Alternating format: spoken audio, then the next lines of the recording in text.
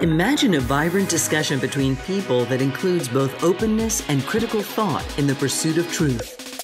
The Purchasing Truth podcast is an experience, a journey, an exploration of the impact that negative messages in politics and the media have on our families, community, society, and nation. Join your hosts, Bill Stierle and Tom Hazard, to discover new concepts and language strategies that will reveal effective ways of establishing truth. This podcast series will tackle current events, leadership challenges, healthcare confusion, integrity in business, and many other areas that affect us all. Gain clarity and understanding of the various truth perspectives. Welcome to Purchasing Truth.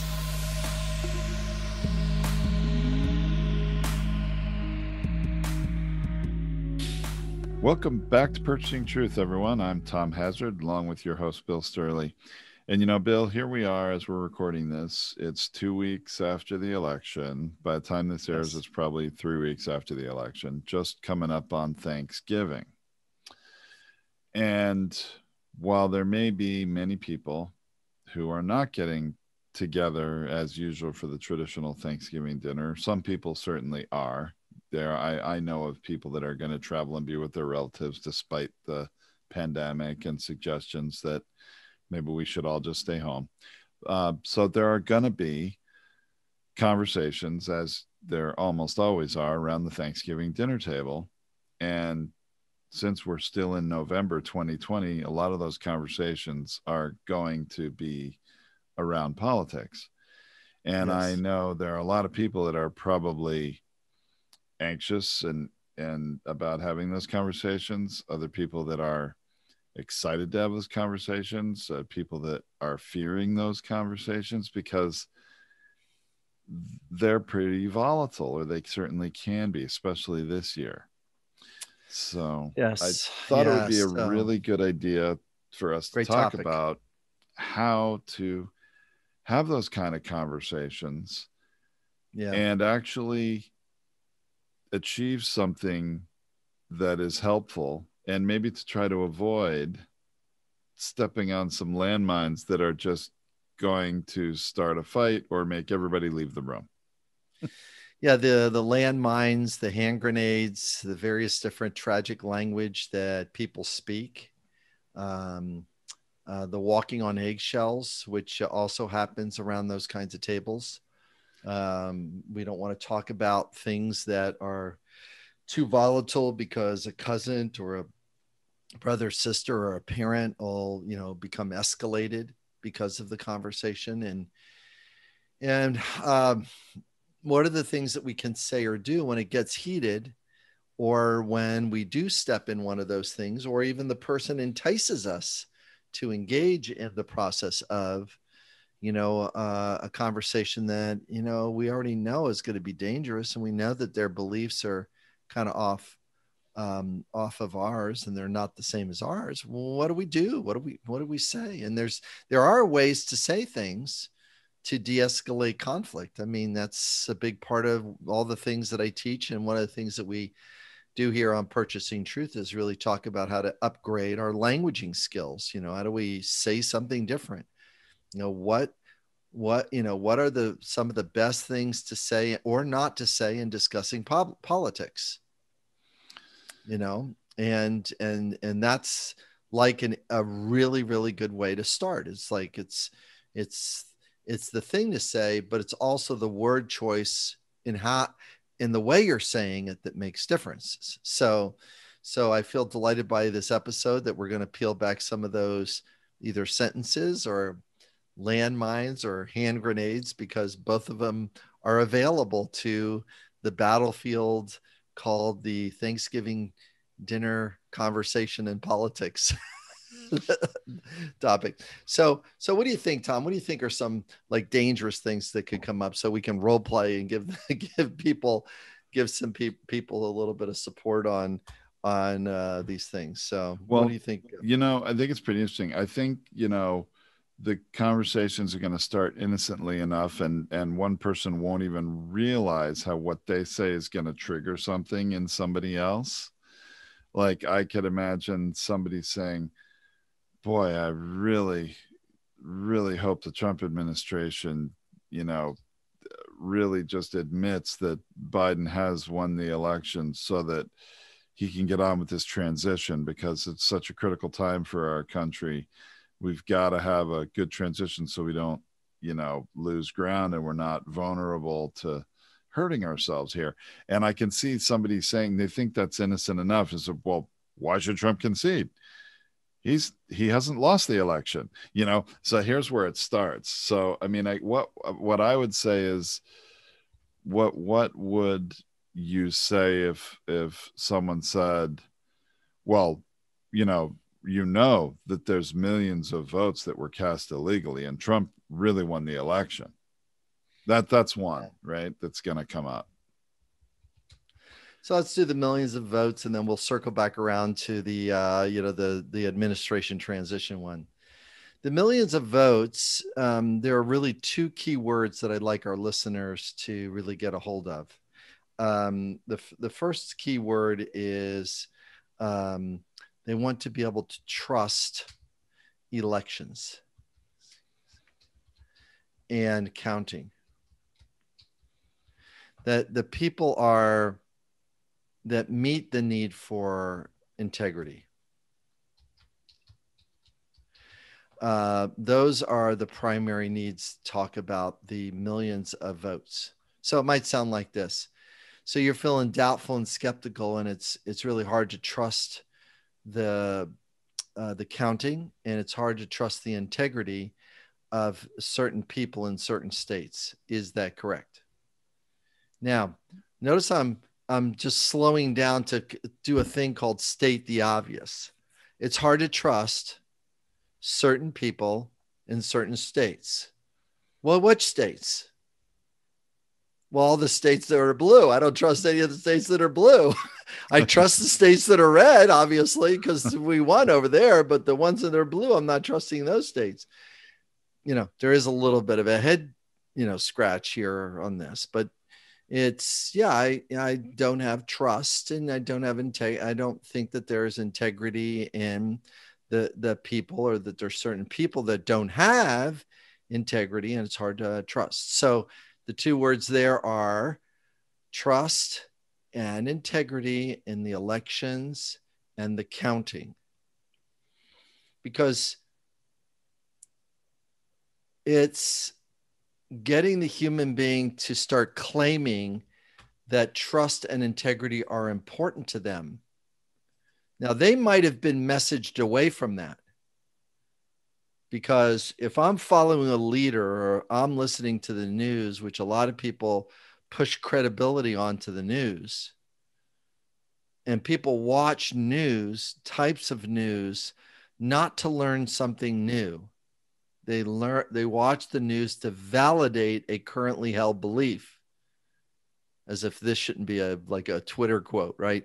They're watching the news to validate a belief. I'm not watching a news that's going to cause me to think, because then I'll feel frustrated or irritated, or I'd have to consider somebody else, or, I'd have to stretch my point of view. I don't want to do that. I want to watch something that really engages me into, things that I like. I don't want to watch football. I want to watch baseball. I want to watch basketball. That's not my sport. I don't like that game. Well, the same thing that's happening with news. When there is no common news standard at the current moment, there's opinion shows more than there are common news standards. Then what happens is that we start becoming binary on our news, and instead of where it needs to be, which is in sports. It doesn't belong in news, because we sort of need a thing called truth in news. We sort of need that. I have to have a common place to stand from. Does that make sense? So that's item number one. Yeah. So trust and integrity in the elections and countings. Now, they will say yes to that.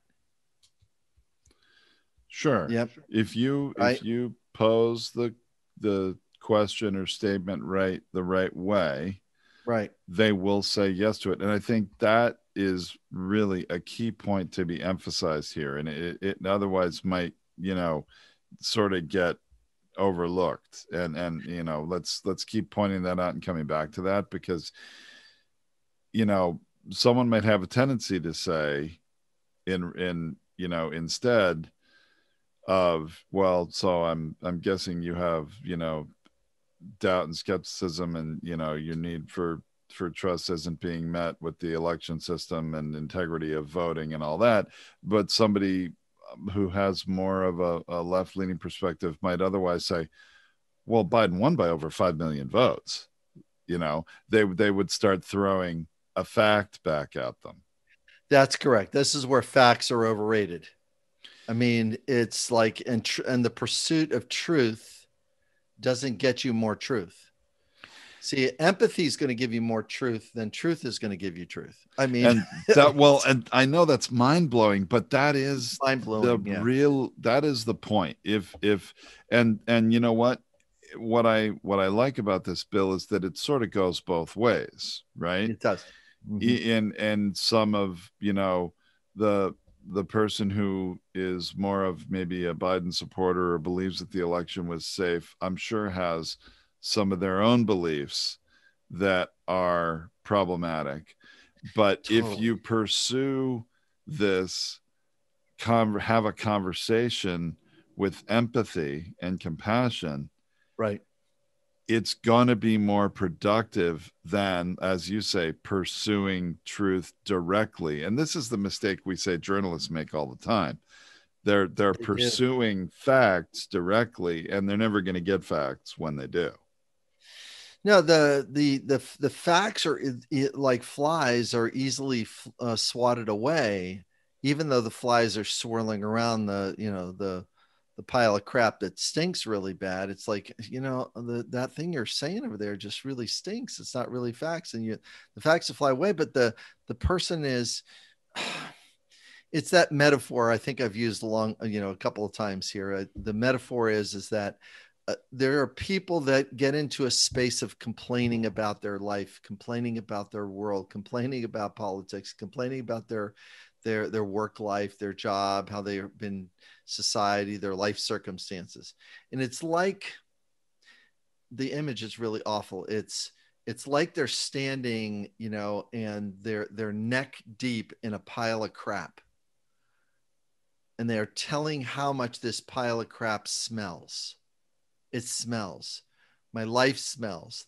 The party smells. I'm so angry about being here. It smells. And you're standing there listening to them and going like, well, come out of there. You know, come out of there. We'll hose you off. We'll get you some new stuff over here. We'll clean you up. We know it smells over there, but let me, come over here. And they go, no, you don't understand how much it smells. It really is smell. But, come on out. No, wait, it really smells. Let me tell you about the time that, I heard this and this thing here and this person here. And I just heard yesterday, and Glenn Beck said this, and so-and-so said that.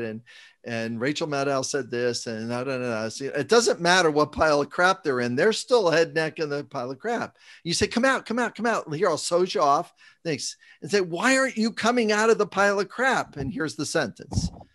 Well, at least it's warm. Oh my goodness. At least it's warm. Our beliefs and biases are warm. They keep us warm at night. They keep us, we wake up with them. We believe them from the start of our day. It's not helpful, but it's warm. I mean, it's a cozy, safe space for our beliefs. Is that right? It's cozy, safe space. I can rant from the place of this place that I'm in that is smelling. It smells, and I'm telling you how much it smells. It's the pile of shit metaphor. I mean, it's really, they're up to their neck. Now, even if you empathize, or when you empathize with the million votes being cast or thrown away or illegal or whatever framing that they're trying to get the brain to stick and take up, and you talk about how truth and integrity are important to the person because that's what's being activated, they'll then follow that yes up with, yeah, and it's not fair. There's not fair. they shouldn't be that way. And then that's the next empathy sentence is, you would like fairness to make sure that each vote is counted. Now, here's the thing. What the governor of Georgia did was the best thing ever. We are recounting all of the votes. Was that the governor of Georgia or the Secretary of State that did that? Might have been Secretary of State that called the thing. But they're both Republicans, and they definitely said we're recounting all the Trump votes. We are not doing that. We're going to make sure that there's no things. And when it came back Biden, it's ruh-roh, because now we have a state that is saying and moving down the path of certification of their votes, going like, this is one state that you cannot argue with because we have recounted this thing. They spent the money to do it, or whatever it took to recount everything. Well, then you hear, these attacks that are coming from the right that say, well, even though the votes have been counted and Biden got more, so many were cast by dead people. Have you heard about the whole Tucker Carlson thing where they, he talked people. About this person, he made a big deal on, and now to his credit, Tucker Carlson, I believe, has, apologized and seen that this, was incorrect at the end of the day. But he said, hey, here's this person, this World War II veteran who voted in this election, and he's been dead for 10 years. And when the media then went and investigated, they found, well, it wasn't he, it was his wife that voted. Right. And her name listed on the ballot is Mrs. whatever his name is, I forget right now, as a very old past generation way of identifying yourself, as not your own name as a woman, but the Mrs. whatever his name is. Mrs. James, whatever. Perfectly legal. And she said, no, I voted for Biden. And then she said, well, I more was voting against Trump. But, but in any case, here it is that you have actual proof that this vote was legally cast. Right. But and while that fact may have seen the light of day and been helpful in some ways, in other ways, it's really still not helpful. I mean, if we're arguing facts at the dinner table at Thanksgiving, this is not going to end up in a good place for anybody, is it?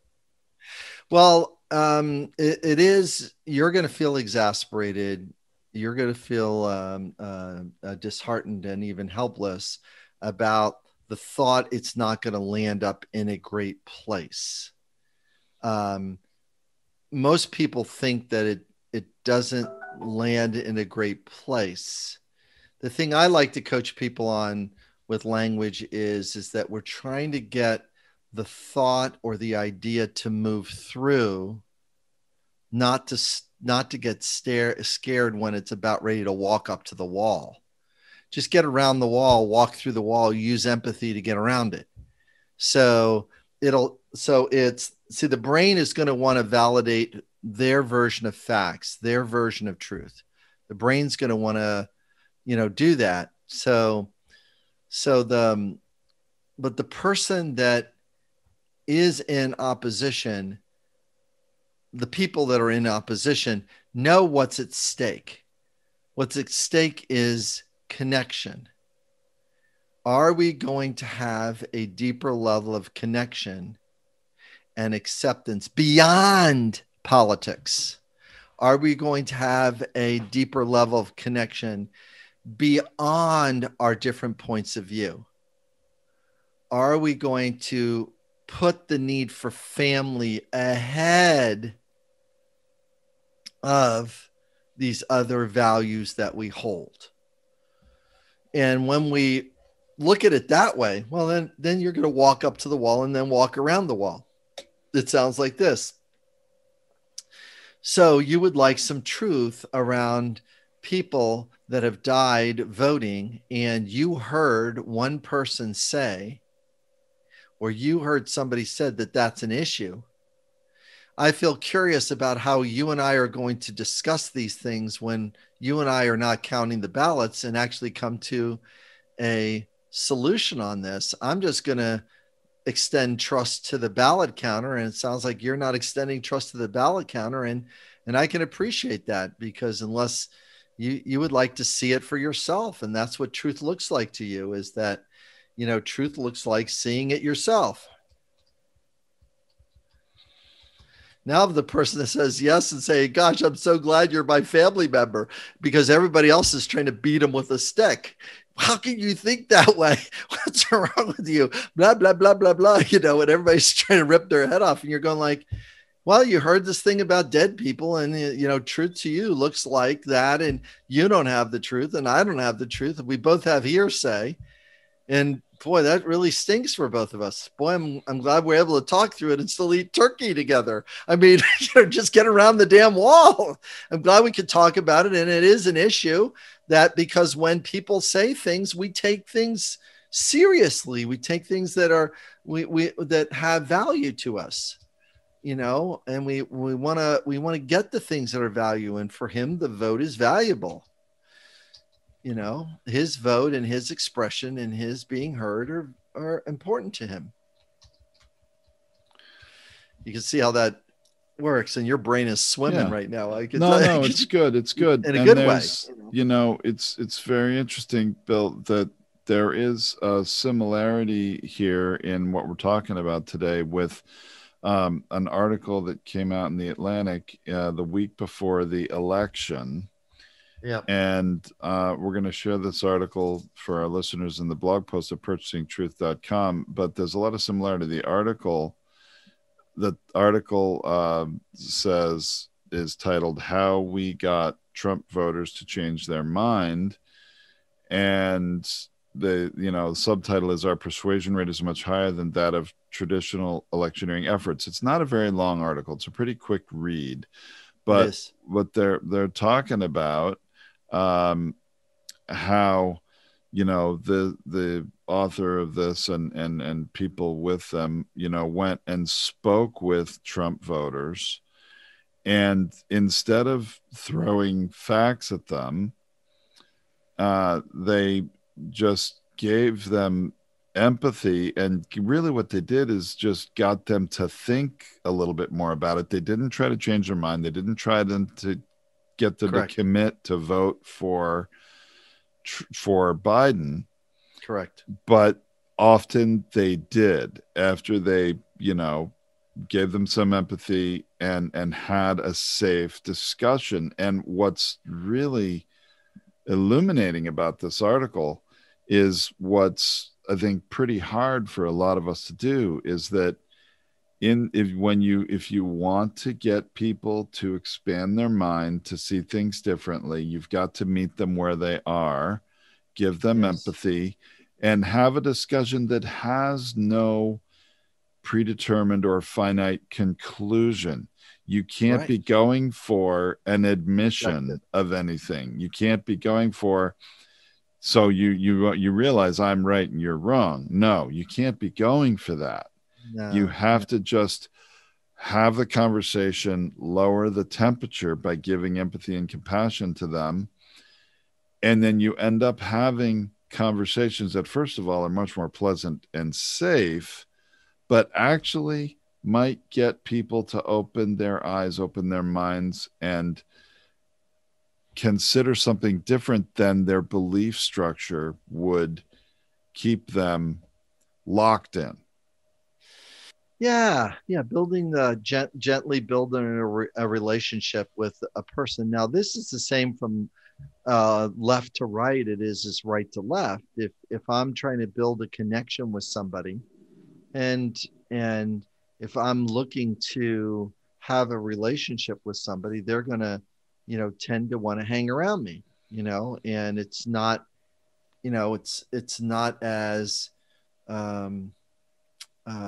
adversarial, because you start doing a healthy back and forth with the person, and you have the ability to kind of connect authentically it is a lot tougher, obviously, now with COVID and all of us still meeting our need for health and safety by not connecting the way that we used to in the past. And,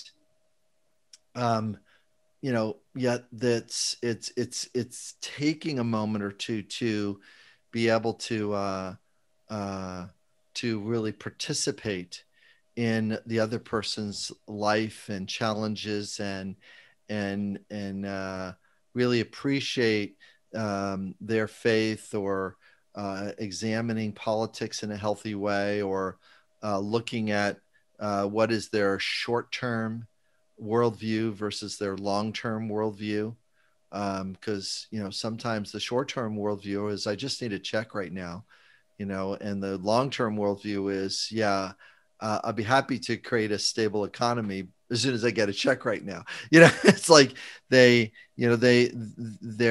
issue is, we want to resonate with them, where they are, and empathy can get us there. And for those of you that might be listening to this first time, for the thing that Tom and I talk about is how do you create empathy when we as a human being create a feeling word and hook it to a need word, the experience of empathy shows up, and the person really gets the energetic change that we're talking about, fairness from their viewpoint, or integrity from their viewpoint, or consideration from their viewpoint, and that creates a safer, deeper conversation, and then it goes better, and you don't have to force, your point of view down anybody's throat, and that can make a big difference too. So, and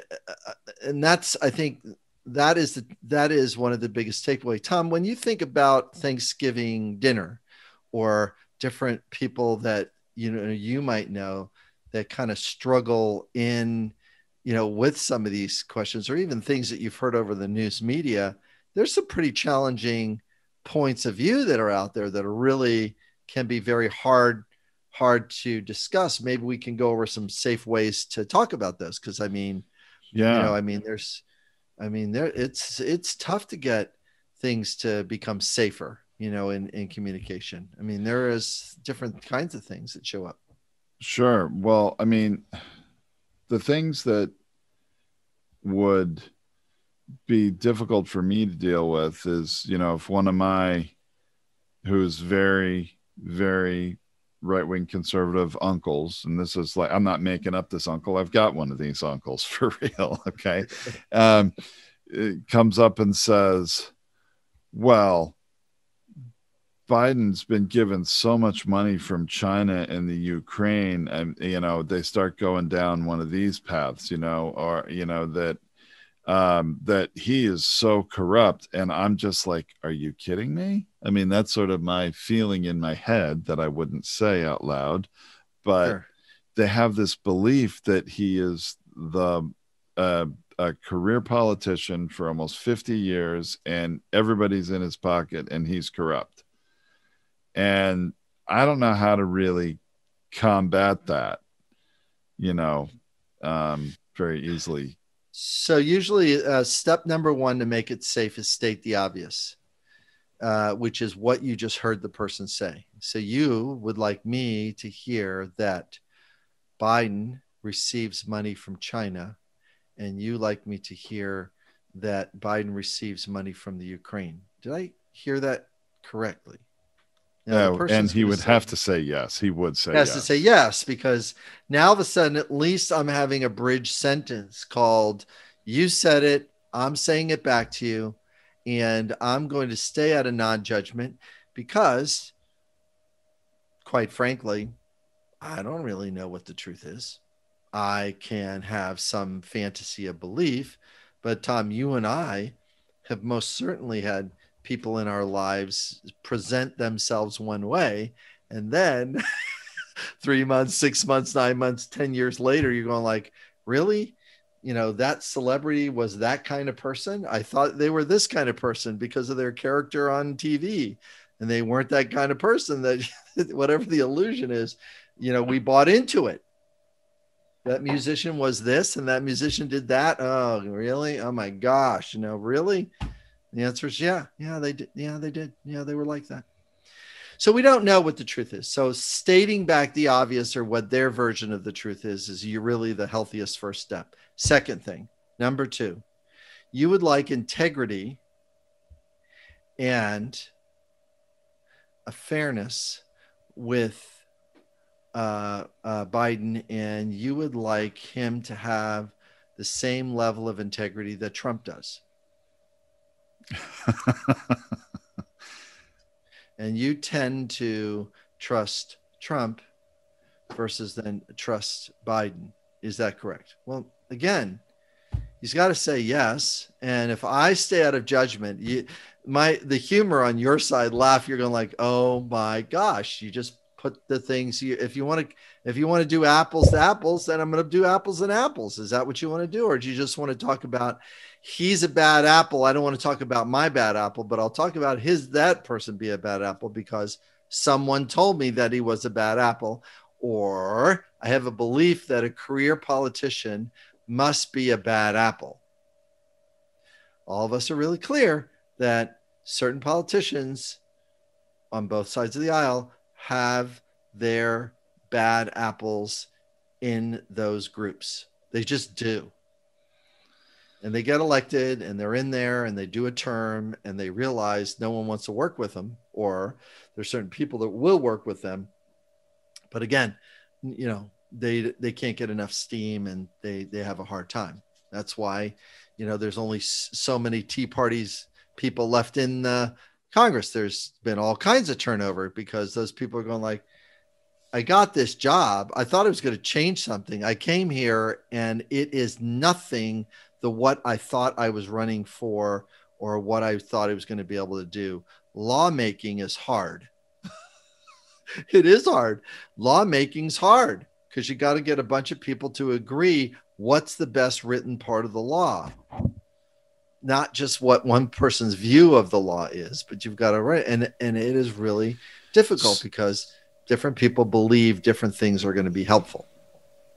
So that's interesting. So while before I was saying, you don't want to try to have this sort of gotcha moment or get somebody to admit something because that's not going to be helpful. The facts, pursuing truth is not going to reveal truth. But you did come to saying, so you'd like you would like to see more integrity in Joe Biden that is equivalent to the integrity that Trump has. So you put one next to the other for the person to think about and compare. Yeah, and if that's correct. And if I stay in non-judgment because I don't know the level of integrity that Joe Biden has. I don't know what the terrible things that he's done over the years. And, he's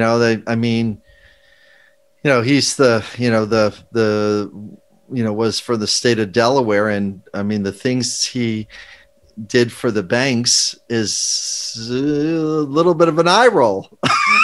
It's like, really? You let the banks have all that money and at the expense of people? That's not a good thing. And there are soft spots that he has from decisions that he made in the past because he was representing those people.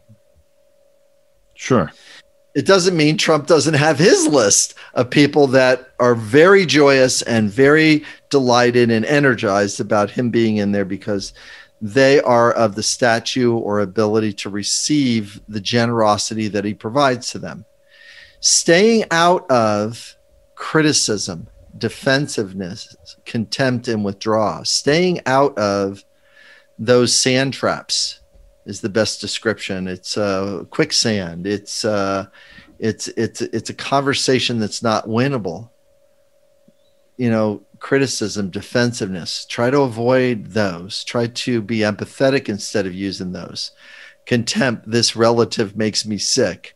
Withdraw doesn't help. Leave the room. Yeah, you can leave the room if the person's angry or furious and say, hey, you're angry and furious right now and you really want me to hear you. I really need to take a break from this conversation so I can come back and be loving and compassionate, because this is a family event, right? I don't want to turn this into a rally. I don't want to turn this into a shouting match of, of political thing. We're meeting our need for family and connection right now. We're not doing the other thing. We're not going to, and the discussion is interesting, but it's not going to help us with family and connection right now. So that's the way to get out of a heated discussion is that return to the discussion of family and connection. And you could also, another ways to make things, to turn things from getting heated is to revert to storytelling about what has happened in the past within your family, relatives that are passed, different vacations where funny things happened on it. Different experiences that show up that you say, listen, I'm going to tell the story about, scuba diving or something that I did, over the summer, whatever the thing is. Or 3 years ago, we went to this event and I really hope that we can go back to do concerts again soon, and there's going to be people wearing masks there, but at least we're going to be able to share and be safe and at least get the numbers where it's safer, because we want to be mindful of the new disease that's in our environment now, because it's there's going to be a time, when the rate is going to be 50 or 60% of the people in the nation in the US will be infected. And I feel sad to even say it, but the numbers are going in that direction. Yeah, it's definitely going the wrong direction. That's a whole nother subject, maybe for another episode. It really is. But making it safe to talk about, Thanksgiving is to really avoid the criticisms, the defensiveness, the experience of the contempt or the willingness to withdraw, and then it re-engage and remind everybody that we're here to connect. We're here to meet the need for family. And we're here to share a meal and tell stories. And I agree, Bill. And the big takeaway I'm really taking from today is that pursuit of the facts is not going to be helpful. Right. And trying to actually achieve some predetermined goal with the relative of getting them to admit they see things differently is not going to be helpful. Just bringing empathy and compassion in the right way, will get them to think about it on their own anyway, lower the temperature, and may bring them closer to truth than anything else you could do. And that's really the hard part, because you have to sort of stay away from the flame. You can't be the moth that's like sees the opportunity for a gotcha moment and go after it and say, aha, that's not going to be helpful. No. And the inclusion is what's going to help us through it, which is somebody says something in a heated discussion, generalize it and agree with it. You know what? That's a challenge that we're all facing together. I'm not sure how we're going to get through it. Immediately, you just turned him into an ally. That's a good point. I am not sure how we're going to get through this, because we aren't. For sure. Well, then hopefully we can all be reminded of the things that unite us more than the things that have been dividing us. I think that would be very helpful. That's right. I think the United, I mean, we've got to kind of lean on United States, the united part.